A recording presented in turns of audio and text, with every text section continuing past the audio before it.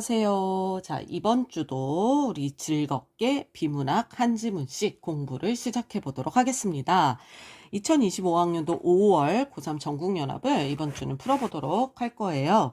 4번에서 9번 지문이고요. 자, 가와 나로 이루어진 복합 지문이죠. 그래서 문제를 먼저 살펴보도록 하겠습니다. 내려가서 4번 문제 봤더니 가와 나 두 개 엮여 있는 문제네요.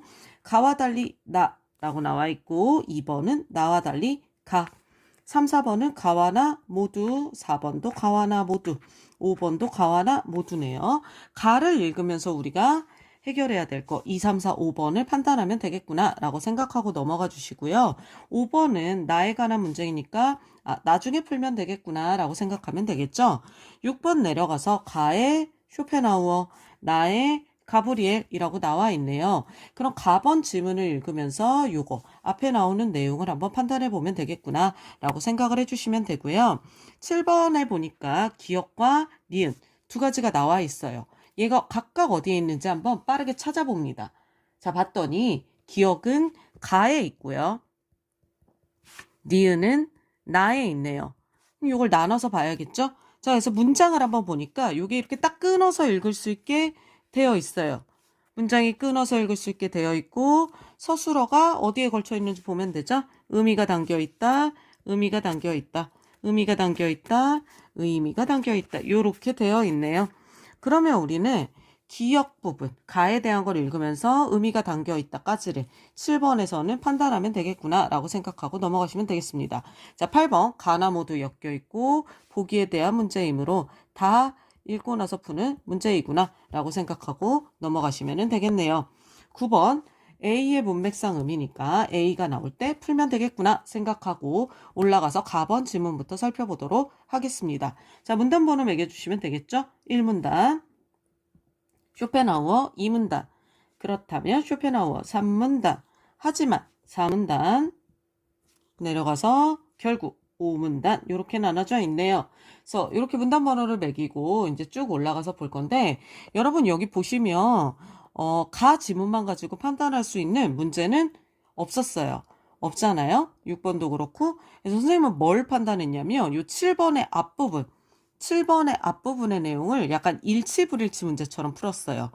기역에 해당하는 요 앞부분 7번의 앞부분을 일치불일치 문제처럼 풀면서 한번 봤습니다. 그러니까 6번과 7번을 같이 보면서 이제 요 가번 지문을 봤다라고 생각하시면 돼요.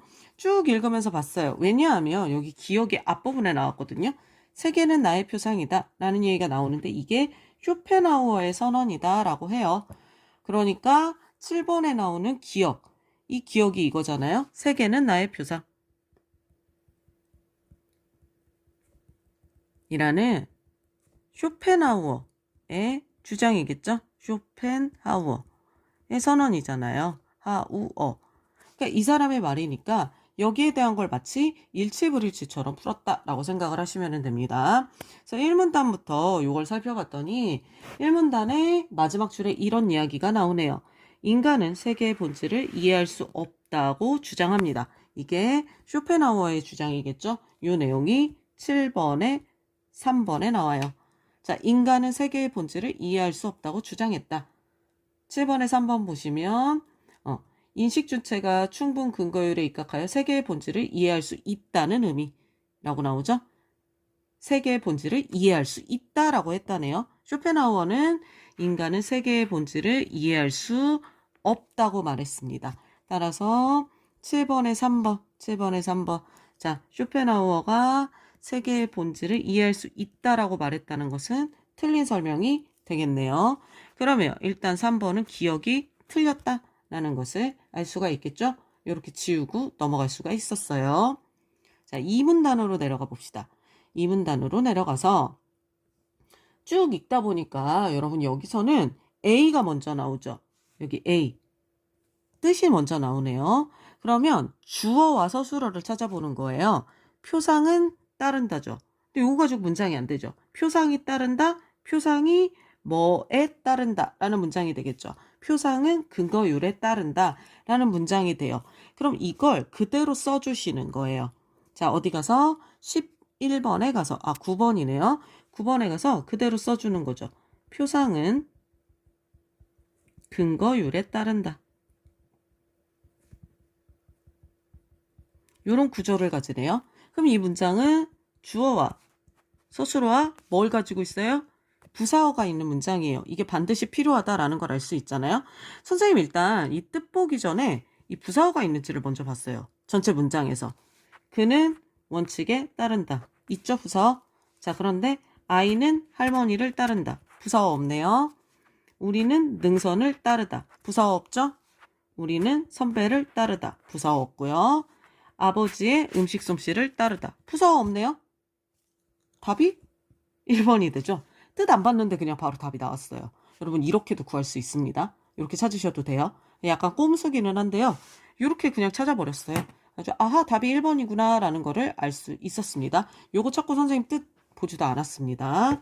그래서 1번이라는 거 바로 체크하고 넘어갈 수가 있었어요. 근데 만약 여기서 이런 방법으로 찾을 수 없을 때 여러분 뜻을 의미를 찾는다고 생각하시면 돼요. 그러니까 예전처럼 우리 지난번에 풀었던 문제에 어떤 게 있었냐면 여러분 그 바로 직전에 풀었던 어떤 거였을까요? 우리 직전에 풀었던 것 중에 앞에 9월 모의고사, 7월 모의고사에 이게 있었어요. 이루다. 부제가 수평을 이루다 있었거든요.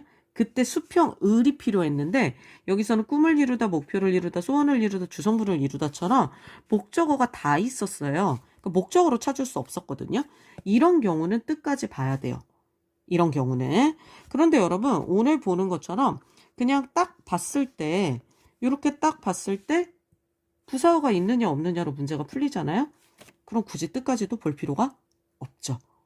이렇게도 문제가 풀린다라는 거 알 수가 있습니다. 그냥 이렇게 보고 넘어가시면 돼요. 자, 다시 이문단으로 올라와서 이제 나머지 내용 그거를 한번 쳐주면서 보도록 하겠습니다. 쭉 내려가서 밑에서 네 번째 줄 볼게요. 네 번째 줄 보니까 우리가 경험하는 세계에 대한 이야기가 나와요.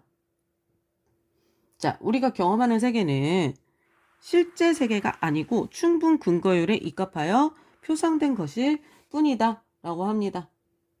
그리고 우리가 표상하는 세계는 단순히 두뇌 작용으로 경험하는 환영에 불과한 것이다 라고 했네요. 이 내용을 통해 여러분 7번에 2번도 알 수가 있을 것 같아요. 7번에 2번. 우리가 경험하는 세계는 7번에 2번 보시면 어때요? 충분 근거율에 입각하여 떠올린 것, 충분 근거율에 입각하여 표상된 것, 즉 떠올린 것일 뿐이다 라는 거죠. 그래서 7번에 2번 한번 볼까요? 7번에 2번 보시면 우리가 경험하는 세계는 충분 근거율에 입각하여 떠오른 이미지에 불과하다. 맞는 설명이 되겠죠? 그래서 기억이 맞다는 거 알 수가 있습니다.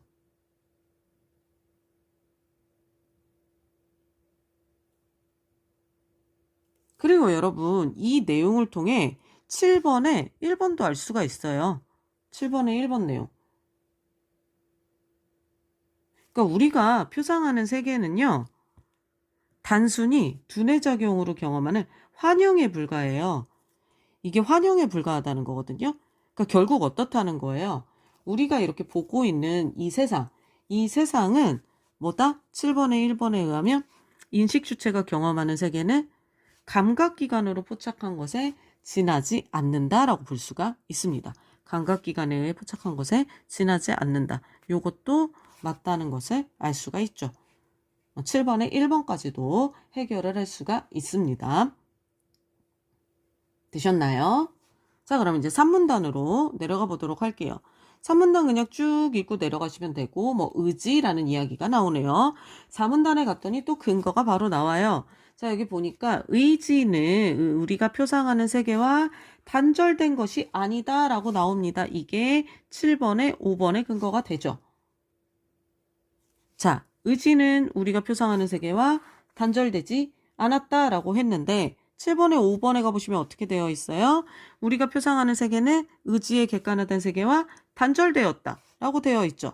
그럼 틀렸다 라는 것을 알 수가 있네요. 기억이 틀렸네요. 5번은.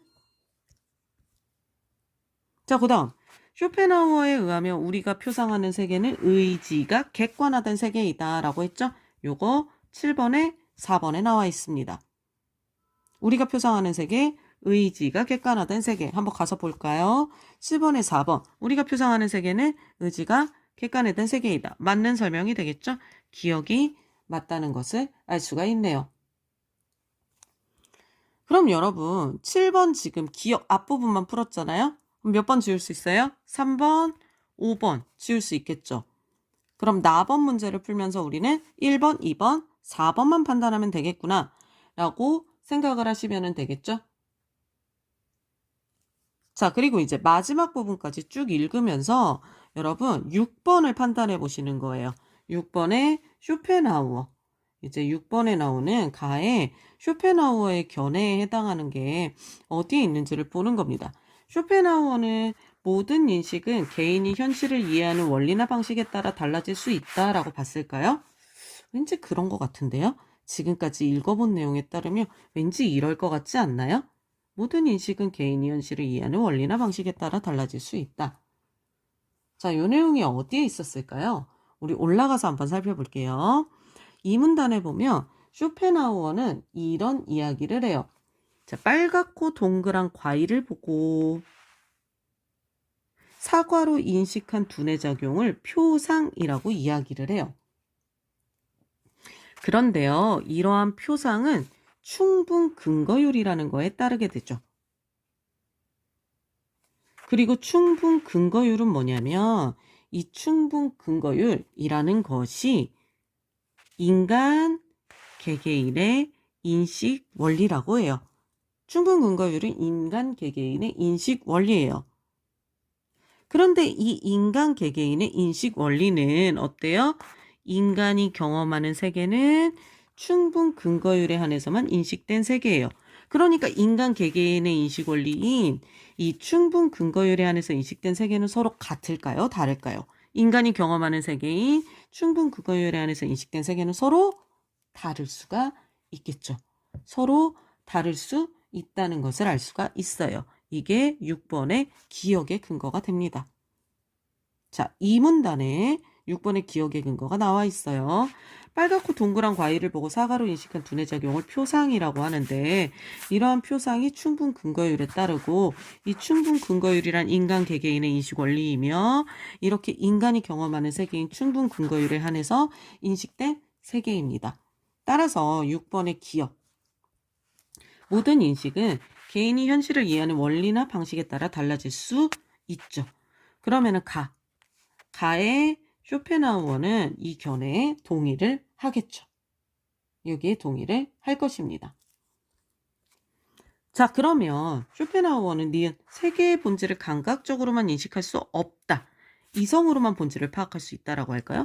감각적으로 인식할 수 없다고 볼까요? 지금까지 봤을 때 왠지 아닌 것 같은데요. 자, 어디서 찾을 수 있냐면요. 여러분 1문단에 나와 있죠. 이 사람 뭐라고 말해요? 이 사람은 이렇게 이야기를 합니다. 쇼펜하우어는요. 철학자 쇼펜하우어는 그들이 말하는 이성은 두뇌 작용에 불과하고 인간이 세계의 본질을 이해할 수 없다고 주장했죠. 이성을 통해 세계의 본질을 이해할 수 없다라고 말합니다. 쇼펜하우어는 이성을 통해 세계의 본질을 이해할 수 없다라고 주장해요. 이게 6번의 니은에 해당합니다. 그럼 내려가서 6번의 니은. 자, 이성으로만 세계의 본질을 파악할 수 있다? 그렇지 않다라는 것을 알 수가 있어요. 가에서는 동의할 수가 없습니다.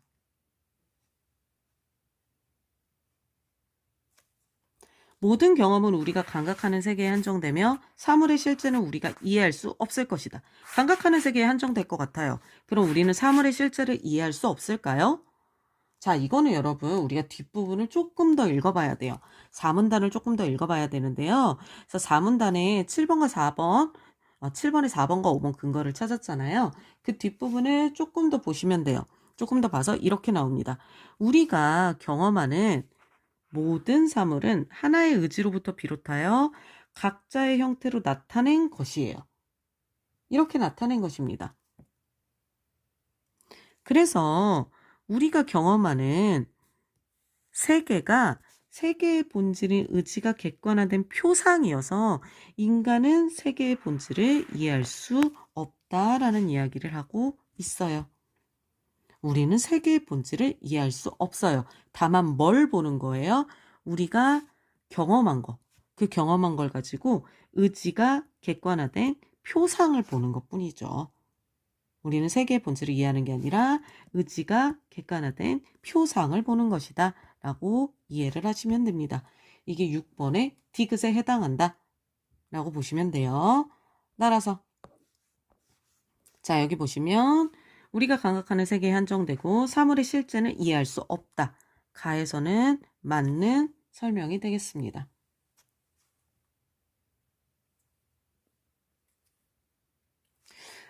물리적 법칙으로만 설명할 수 있다. 이거 여러분 안 나온 것 같긴 하거든요. 여기 보면은 물리적 법칙. 이것도 말이 안 될 것 같아요. 지금 전체적으로 봤을 때 세계의 본질을 이해할 수 없다. 이런 식으로 나오기 때문에 물리적 법칙이 이제 나번에 정확하게 잘 나오긴 하는데 이것도 가에서는 말이 안 됩니다. 그럼 이것만 가지고 일단 파악해 볼까요? 쇼펜하우어가 기억에 동의할 수 없고 기억과 니은에 동의한다고 했는데 쇼펜하우어는 니은에 동의하지 않겠죠. 쇼펜하우어 디귿에 동의하니까 틀렸고 나머지 이제 가브리엘에 대한 얘기니까 3, 4, 5번만 우리가 남겨놓고 가면 되겠네요. 자, 그리고 4번에서 여러분 가와 나에 대한 설명 요것까지 우리가 조금 풀고 갈 수가 있습니다. 보면 가와 달리 나는 풀 수가 없고 2번 풀 수 있죠. 나와 달리 가는 특정 철학자들의 주장이 가지는 이론적 정점과 시대적 관계를 분석했나요? 그렇지 않죠. 2번이 틀렸다는 거 알 수 있습니다. 3번 가와 나는 모두 특정 철학적 관점에 사회적 다양한 분야에 미친 영향? 아니죠. 틀렸고요. 가가 특정 철학자가 제시한 핵심 개념의 공통점과 차이점을 이야기했나요? 틀렸죠? 아니라는 거 알 수 있네요. 자, 가는 특정 철학적 관점에 대해 비판하는 특정 학자의 견해를 사례를 들어 설명하고 있다. 어때요, 여러분? 가에서 보면은 어떻게 나와 있냐면 가에서 맨 처음 부분 보실래요? 가는 이렇게 이야기를 하고 있어요. 이성주의 철학자들이 이성을 가장 중요한 역할을 한다고 봤어요. 그런데 이러한 주장에 대해 철학자 쇼펜하우어는 그들이 말하는 이성은 이런 것에 불과하며 세계의 본질을 이해할 수 없다고 주장한 거예요. 그렇게 하면서 쇼펜하우어가 자신의 이야기를 하고 있죠. 따라서 여러분, 가는 어떻게 하고 있는 거냐면 가는 특정 철학적 관점에 대한 비판을 하고 있죠. 즉, 가에서는 이성주의를 비판한 겁니다. 비판한 다음에 쇼펜하우어가 자신의 견해를 설명하고 있는 거예요. 비판하고 쇼펜하우어 견해를 사례를 들어 설명하고 있네요. 그럼 가는 맞는 설명이 되겠네요. 그럼 일단 여기서 2, 3, 4번이 지워지죠? 1번은 아직 알 수 없으니까 4번에도 1번과 5번만 남게 되네요. 자, 이렇게 놓고 이제 나번 지문으로 넘어가 볼 거예요. 근데 나번 지문으로 넘어가는데 5번에 나의 신실제론에 대한 설명으로 적절하지 않은 거라고 했잖아요. 그럼 이 5번 문제를 나에서의 일치, 불일치로 놓고 풀면 되겠죠. 나에서의 일치, 불일치로 놓고 보고 이제 4번은 다 읽고 나서 1번, 5번만 판단하면 되시고 6번에서는 가브리엘이 나왔을 때 우리가 요 3, 4, 5번을 판단하면 될 거고 나의 니은이 나왔을 때 몇 번? 1, 2, 4번을 판단하고 8번은 다 읽고 나서 풀고 9번은 이미 풀렸고 자, 이렇게 해서 한번 보도록 하겠습니다. 나의 문단번호를 매겨볼까요? 세계의 1문단 넘어가서 신실제론 2문단 가브리엘 3문단 이는 4문단 그리고 신실제론 5문단 자, 이렇게 매겨놓고 봅니다. 1문단에서 여러분 바로 선생님이 5번에 말했던 실제론에 대한 설명이 나오잖아요. 그러니까 이 실제론을 우리가 일치, 불일치 문제처럼 놓고 풀면은 돼요. 그래서 5번의 근거를 찾으면서 일단은 푼다라고 생각하면서 보시면 되겠습니다. 근데 1문단에서는 뭐 특별한 내용이 없었어요. 다 읽고 나서 5번 문제의 근거를 찾으려고 봤더니 근거를 찾을 만한 내용이 없었네요. 그렇게 해서 2문단으로 내려와 봤습니다. 2문단에 봤더니 첫 번째 줄, 물질적인 것은 물론 비물질적인 것도 실제하는 대상으로 본대요. 자, 그리고 이 대상 영역에요. 비물질적인 것도 실제하는 것으로 보는데 이 대상 영역에는 대상만이 아니라 대상과 대상의 관계를 담은 정황인 사실도 포함된다라고 합니다. 자, 이게 5번의 근거가 되겠죠. 5번. 대상 영역에는 물질적인 것과 비물질적인 것뿐만 아니라 무엇도 포함된다? 사실도 포함된다 라고 하고 있죠. 그러면은 5번. 대상 영역에는 물질적인 것, 비물질적인 것, 사실도 포함된다. 맞다라는 것을 알 수가 있네요. 지울 수가 있습니다. 그 밑으로 내려와 봅시다. 이제 세 번째 줄부터 살펴보시면은 이때 대상 영역에 포함된 대상들을 설명할 수 있는 특정한 법칙을 가지며 그 법칙은 대상 영역마다 서로 다르다라고 했습니다. 이게 5번에 4번의 근거가 되겠죠. 5번에 4번. 자, 보시면 5번에 4번. 대상 영역이 가지는 특정한 법칙. 대상 영역이 가지는 특정한 법칙이라고 했네요. 이 특정한 법칙은 대상 영역마다 서로 다르다라는 말이 나와 있죠. 그래서 여기에 나와 있는 말 그대로 대상 영역이 가지는 특정한 법칙은 서로 다르다고 본다. 맞는 설명이라는 것을 알 수가 있습니다. 자, 또 넘어가 봅시다. 3문단으로 내려가서 이제 쭉 읽습니다. 하나, 둘, 셋, 넷, 다섯 번째 줄 가니까 가브리엘은 의미장에 나타나는 대상을 실제한다고 표현합니다. 이게 5번에 1번에 나와 있죠. 5번에 1번. 의미장에 나타나는 대상을 어떻다? 실제한다고 본다라는 말이 나와 있네요. 5번에 1번. 의미장에 나타나는 대상을 실제한다고 본다. 맞는 설명임을 알 수가 있고요. 또 조금만 읽어서 내려가다 보니까 하나, 둘, 셋, 네 줄 정도 내려가니까 즉 여기 나오죠. 세계에는 무수히 많은 의미장이 동등하게 존재한다라고 합니다. 이거 5번에 2번에 나와 있죠. 5번에 2번. 5번에 2번. 세계에는 무수히 많은 의미장이 동등하게 존재한다라고 나와 있네요. 그래서 5번에 2번. 세계에는 무수히 많은 동등한 의미장이 있다. 맞는 설명이라는 거 알 수 있네요. 오, 틀린 거 딱 하나 남았네요. 5번에 3번. 왜 틀렸는지도 이어져서 나옵니다. 자, 3문단을 계속해서 보니까 이런 말이 나와요. 두 줄 내려가니까 하나의 의미장이 실제한다고 곧 참은 아니다 라는 말이 나오죠. 하나의 의미장에 실제한다고 곧 참은 아니다. 이게 5번에 3번에 해당하겠죠. 5번에 3번. 하나의 의미장에 실제한다고 바로 참이 아니다 라고 했죠. 그런데 5번에 3번 뭐라고 말했나요? 하나의 의미장이 실제하면 곧 참이다 라고 했으므로 이 말이 틀렸다 라는 것을 알 수가 있습니다. 자, 되셨죠?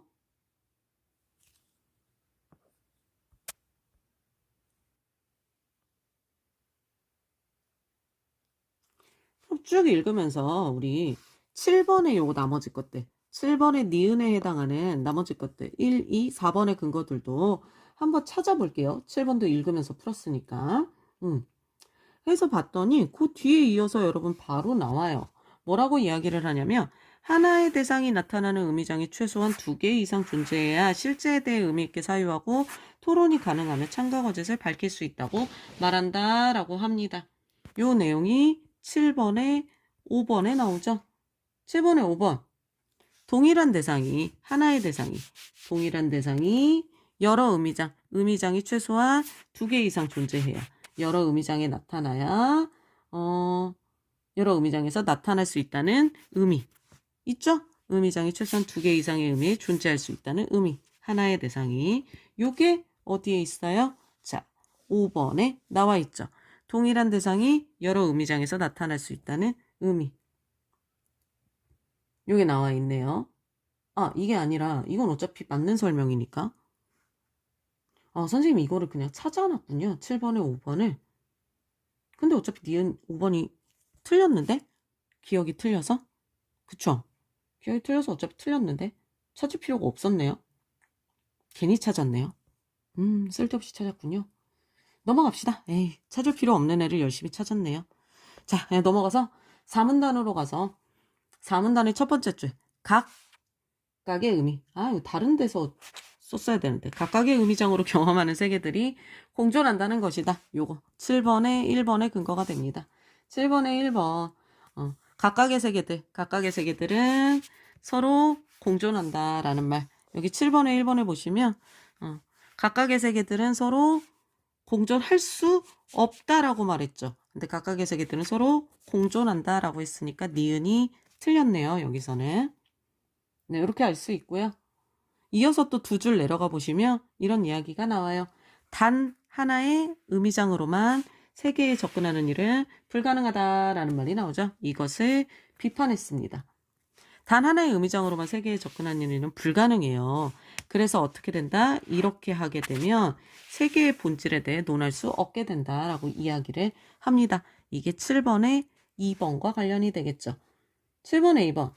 단 하나의 의미장만으로는 어떻게 해요? 세계의 본질에 대해 논할 수 없게 된다라는 말이죠.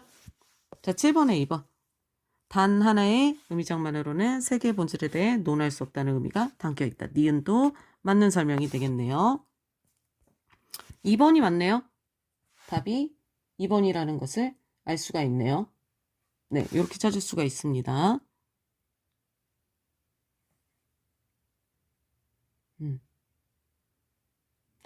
요거. 선생님이 7번에 5번으로 찾은 걸 우리가 7번에 4번으로 봐야 되네요. 여기서 니은이 틀렸다라고. 이렇게 봐야 되는군요. 자, 써놓기를 잘못 써놨네요. 하나의 대상이 여러 의미장에 나타날 때 실제에 대한 참과 거짓을 밝힐 수 없다라고 했잖아요. 여러 의미장에 나타날 때 참과 거짓을 밝힐 수 없다라고 했는데 여기 올라가서 보면 여러분 이걸 고칩시다. 하나의 대상이 최소한 2개 이상 존재해야 참과 거짓을 밝힐 수 있다라고 했잖아요. 그러니까 여기서 7번에 4번이라고 해주시면 되겠죠. 밝힐 수 있다니까 여기서 7번에 4번이 틀렸다라는 것을 알 수가 있겠네요. 이렇게 봐주시면 근거가 다 명확하게 나오고 답이 2번이라는 것을 알 수가 있겠네요. 그럼 이제 6번에 요 가브리엘에 대한 거를 조금 더 찾아보도록 할게요. 자, 가브리엘은 우리 이런 이야기를 하고 있어요. 가브리엘의 근거를 조금 찾아볼 건데요. 가브리엘 1문단을 보시면 가브리엘은 1문단에서 이런 이야기를 합니다. 자, 자연주의자들이 먼저 이런 이야기를 해요. 세계를 자연과 동일시하고 모든 실제는 실험과 관찰로 검증할 수 있는 객관적 대상이라고 주장을 해요. 그런데 가브리엘은 이러한 관점들이 실제만이 진리라고 주장하는 것은 논할 수 없게 만든다고 지적합니다. 그래서 실제에 대한 새로운 관점이 신실제론을 제안한 거죠. 그러니까 자연주의자들이요. 모든 실제를 실험과 관찰로 검증할 수 있는 객관적 대상이라고 주장을 했었던 거예요. 따라서 여러분 여기 6번에 자연계를 구성하는 모든 대상은 물리적 법칙으로 설명할 수 있다라고 했는데 이건 누구의 주장이라고 볼 수 있어요? 자연주의자들의 주장이라고 볼 수 있죠. 가브리엘의 주장이 아니에요. 그래서 나번도 틀렸다라는 것을 알 수가 있습니다. 리을은.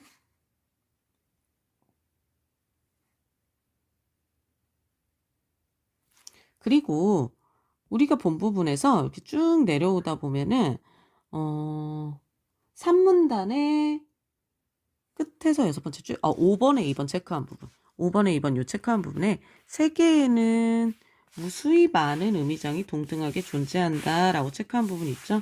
세계에는 무수히 많은 의미장이 동등하게 존재한다. 그 전에 여기 위에 체크한 거에다 6번의 리을이라고 체크합시다. 6번의 리을 헷갈리니까 6번의 리을 체크하고 내려와서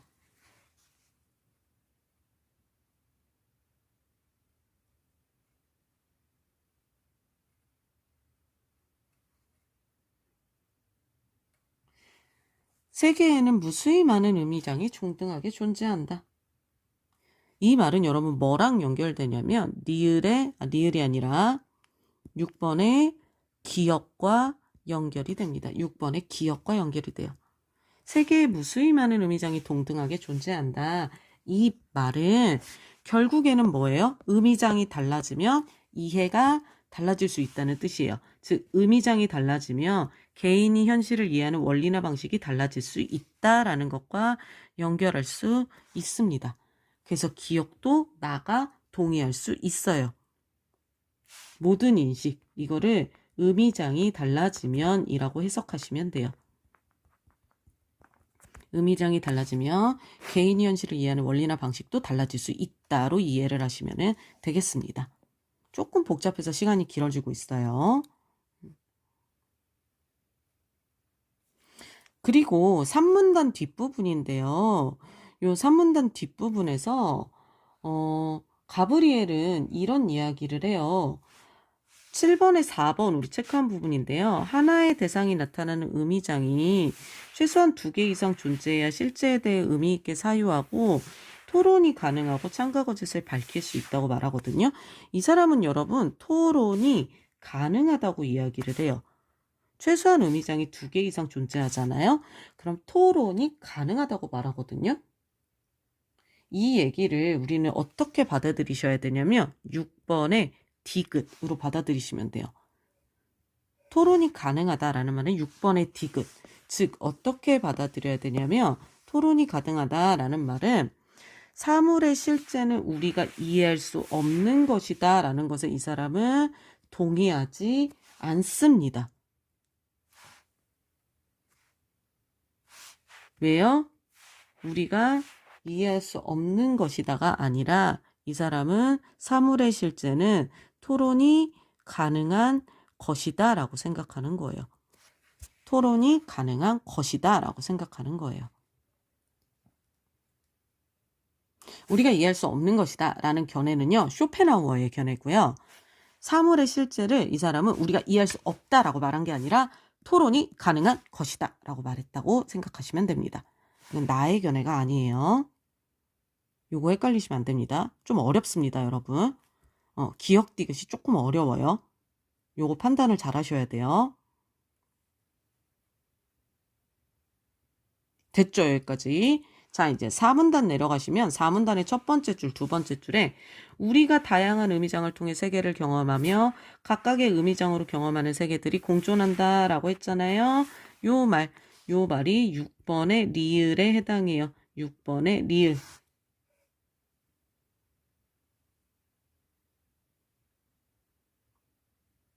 6번의 니은에 해당합니다. 미안해요. 6번의 니은에 해당해요.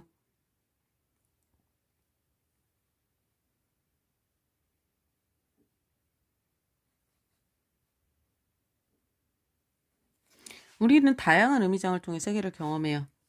그리고 각각의 의미장으로 경험하는 세계들이 공존합니다. 이 말은 여러분 이성으로만 본질을 파악할 수 있다는 뜻이에요?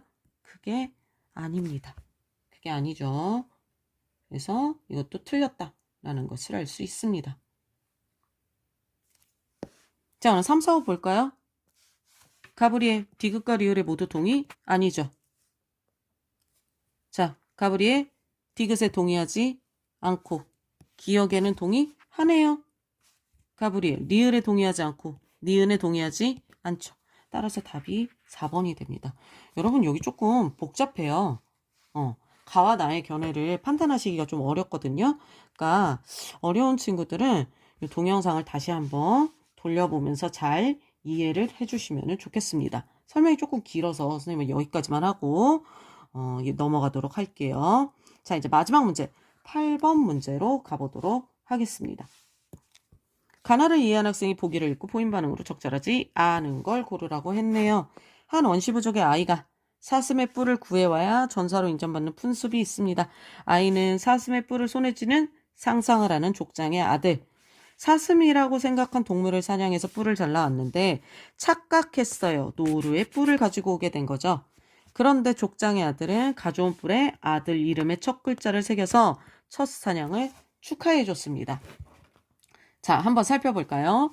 가의 쇼펜하우어는 보기에서 아들이 착각한 사슴과 아침에 본 노루의 뿔 모두 표상이라고 보겠죠. 둘 다 표상이라고 생각할 것입니다. 요거는 맞는 설명이 될 거고요. 2번. 가의 쇼펜하우어는 보기에서 홀로 밀림에 들어간 아들과 아들이 가져온 노루의 뿔은 의지가 객관화된 정도가 다르다고 보겠군. 선생님 이거 조금 헷갈렸거든요. 처음에. 의지의 객관화가 다른가? 정도가? 요거 조금 헷갈렸거든요. 근데 여러분 이게 어디에 있냐면요. 4문단의 9번째 줄에서 11번째 줄에 나와요. 요거 좀 체크를 해드릴게요. 색깔을 조금 다르게 선생님이 체크를 해드릴게요. 이게 4문단의 9번째 줄에서 11번째 줄에 나오는데요. 가번의 4문단 보시면 9번째 줄 이런 얘기가 나옵니다. 쇼펜하우어에 의하면 의지가 객관화되는 정도의 차이에 따라 무기물, 식물, 동물, 나아가 인간까지 다양한 형태로 나타냅니다. 즉 의지가 객관화되는 정도의 차이에 따라 동물, 인간까지 다양한 형태로 나타나는 거예요. 이 두 가지가 다양한 형태로 나타나는 게 의지가 객관화되는 정도의 차이에 따라 다양하게 나타났다는 거죠. 따라서 여기서 여러분 홀로 밀림에 들어간 아들은 뭐예요? 얘는 인간이잖아요. 아들이 가져온 노루의 뿔은 뭐예요? 동물의 일부죠. 그러니까 이 두 가지는 의지가 객관화된 정도가 다르다라고 보는 것이 맞습니다. 이해되시죠? 이렇게 보셔야 돼요. 자, 3번. 나의 가브리엘은 아들이 가져온 뿔에 아들 이름의 첫 글자가 새겨진 정황은 진리인지 판별이 가능하다고 보겠죠. 이거 어디에 나와 있냐면 이 문단의 10번째 줄에서 12번째 줄에 나와 있어요. 자, 이 부분도 찾아드릴게요. 여러분 이 문단 보시면은 이런 이야기가 나와요. 10번째 줄에서 12번째 줄에 가브리엘은 인식 주체가 어떤 것이 진리인지 판별이 가능한 것은 사실뿐이며 사실이 참일 때 진리라고 말한다 라고 이야기를 합니다.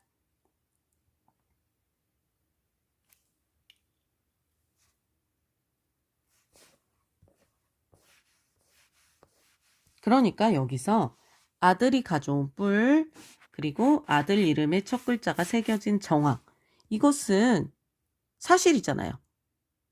눈앞에 보이는 거잖아요. 그쵸? 그러니까 사실뿐. 이게 사실의 판단이 가능한 거죠. 그러니까 서로 다른 의미에서의 실제인데 이 서로 다른 의미에서의 실제. 이 실제가 눈앞에 있는 거잖아요, 여러분. 이 실제는. 그래서 가지고 있는 진리인지 판별이 가능한 것이라고 보시면 됩니다. 자, 가의 쇼펜하우어와 달리 나의 가브리엘이죠. 나의 가브리엘은 아들의 상상 속 사슴의 뿔, 아들이 착각한 사슴 모두 실제라고 보겠죠. 쇼펜하우어는. 이것도 맞는 설명입니다. 자, 나의 가브리엘과 달리 가의 쇼펜하우어는 선생님 여기서 낚였어요. 처음에. 나의 가브리엘에 대한 설명인 줄 알았는데 가의 쇼펜하우어는 이거 잘 보셔야 돼요. 부족의 흉물인 뿔과 아들의 첫 사냥을 축하하는 뿔을 서로 다른 실제로 보겠군 이라고 했죠. 여러분 여기서 나의 가브리엘은 어떻게 보겠어요? 나의 가브리엘은 부족의 흉물인 뿔은 부족의 흉물인 뿔 이거 각각의 의미상이라고 보겠죠? 아들의 첫 사냥을 축하하는 뿔을 각각의 의미상이라고 볼 거예요. 그러면 이 둘은 서로 다른 의미에서의 실제예요. 누구의 견해에서? 누구의 견해에서? 이것은 가브리엘의 견해에서. 가브리엘의 견해에서는 서로 다른 실제상인 게 맞아요. 그런데 쇼펜하우에서 견해는 뭘까요? 쇼펜하우에서의 견해에서는 각각의 의미상이 아니라 이 두 가지. 아들의 이 부족의 흉물인 뿔과 아들의 첫사냥을 축하하는 뿔 이 두 가지는 쇼펜하우어의 견해에서는 둘 다 각각의 형태로 나타난 표상이겠죠. 그냥 표상. 각각의 형태로 나타난 것일 뿐이죠. 이게 다르다라고 볼 수가 없어요. 각각의 형태로 나타난 것일 뿐 두 가지는 서로 다른 실제라고 쇼펜하우어는 보지 않습니다. 따라서 답은 몇 번? 5번이 되는 거예요. 답이 5번이 되겠습니다. 오늘 그 문제 조금 복잡했을 거예요. 9번까지는 풀렸고요. 총 소요 시간, 채점 결과, 그리고 오늘도 한 줄 평 남겨주시면 되겠습니다. 자, 이번 시간도 모두 수고 많으셨어요. 다음 시간에 만나요. 안녕.